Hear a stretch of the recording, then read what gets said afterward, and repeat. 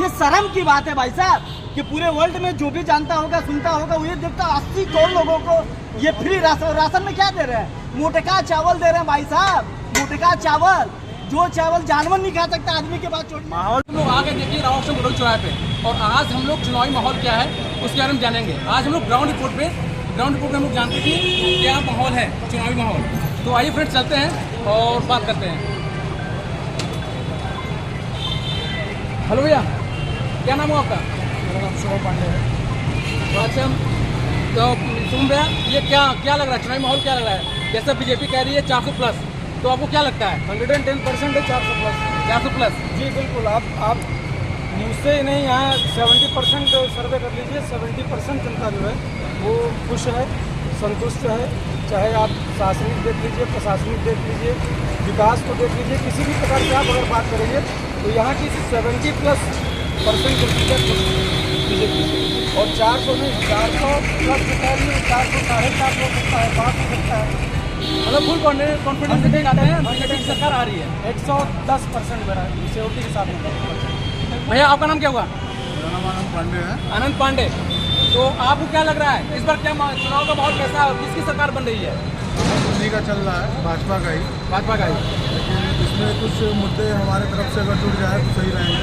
जैसे स्वास्थ्य को लेके, रोजगार को लेके, शिक्षा को लेके, अगर ये 3 मुद्दा अगर बीजेपी अगर अपने लाती है तो बहुत बढ़िया काम है। और कोई दिक्कत नहीं। स्वास्थ्य को लेके, रोजगार को लेके ऐसी कोई भी पॉइंट आप बताइए जहाँ पे बीजेपी डाउन हो रही है। जिससे मोदी जी ने जब चुनावी रैली में निकाला था कि हर साल 2 करोड़ नौकरियां लाएंगे, जी हाँ, तो उस हिसाब से अभी तक ऐसा कुछ हुआ नहीं है। 2 करोड़ नौकरियाँ। तो थोड़ा सा हम ये कहेंगे इस चीज़ पे थोड़ा ध्यान दें मोदी जी, ताकि बेरोजगारी बहुत चरम सीमा में चल रही है और महंगाई तो आप लोग देख ही रहे हैं। और जैसा कि अभी ये सुनने में आ रहा है इंडिया गठबंधन वो भी बहुत ही जोरों शोर से लगी हुई है, और वो बोले कि इस बार धूल चटाएगी बीजेपी को। कुछ कहा नहीं जा सकता, लेकिन जो इनका माहौल है, माहौल ठीक ठाक चल रहा है यहाँ सोनभद्र में, और अदर पार्टियों का कुछ कहा नहीं जा सकता। मतलब लग रहा है आपका कहना है कि बीजेपी आ रही है, हर बार आ रही है भाई, यहाँ माहौल तो वही चल रहा है, हमेशा आ रही है, हर बार आ रही है और आनी भी चाहिए। लोगों का प्यार भी मिल रहा है उनको। जी बिल्कुल।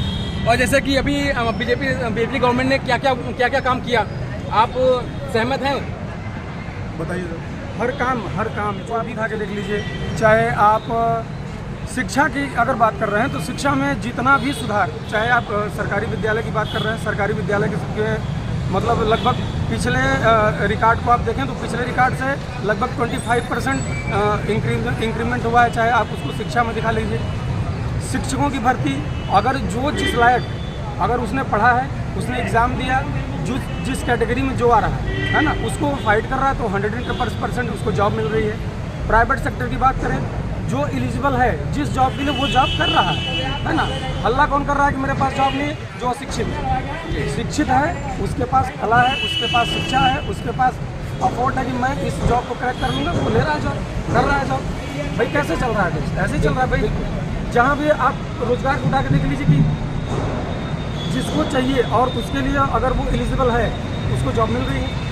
मुझे जॉब मिल रही है, मैं नहीं कर रहा हूँ, मेरा मन है अपना मैं बिजनेस करता हूँ। महंगाई के बारे में क्या कहेंगे आप?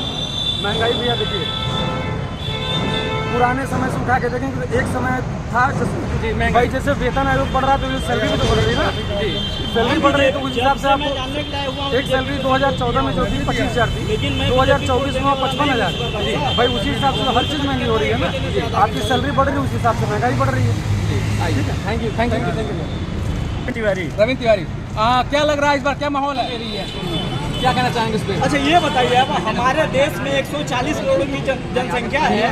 आप पहले जमाने में हमने जब बचपन में सुना था भाई साहब, जब आफत विपत आती थी या कहीं जो है कि कोई वैसी आफत विपत आ गई या कहीं बाढ़ आ गई, कोई उस तरीके के सिस्टम आ गया, तब चावल दाल पीने की तब दिया जाता था। हमारे देश की कितनी बड़ी है, आप अपने आप को सौभाग्यशाली हम नहीं मानते हैं। आप 80 करोड़ जनता को जो है कि राशन दे रहे हैं। ये मेरे जहाँ तक मेरी थिंक है, सोचा ओपिनियन से अभी जो मैं सोचता हूँ ये सही नहीं है। ये शर्म की बात है भाई साहब कि पूरे वर्ल्ड में जो भी जानता होगा सुनता होगा वो ये देखता 80 करोड़ लोगों को ये फ्री राशन में क्या दे रहे हैं, मोटका चावल दे रहे हैं भाई साहब, मोटका चावल, जो चावल जानवर नहीं खा सकता आदमी के पास छोड़िए, फिर भी जनता तो खुश है ना। अरे जनता कुछ नहीं खुश है, उनके कहने पर 400 पार खुश हो जाएगी, वो कहेंगे। मजबूर नहीं है जनता, जनता जागरूक हो गई है भाई साहब।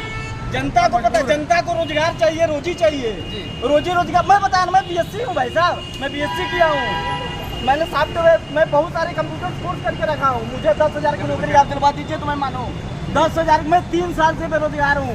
पर डे इनसे पूछे, मैं यहाँ आता हूँ 10 लोग से काम के लिए बोलता हूँ, किसी ने काम नहीं दिया। और जो आवास की बात कर रहे हैं ना, मैं आज भी कच्चे मकान में रहता हूँ, जाके आप देख लीजिए।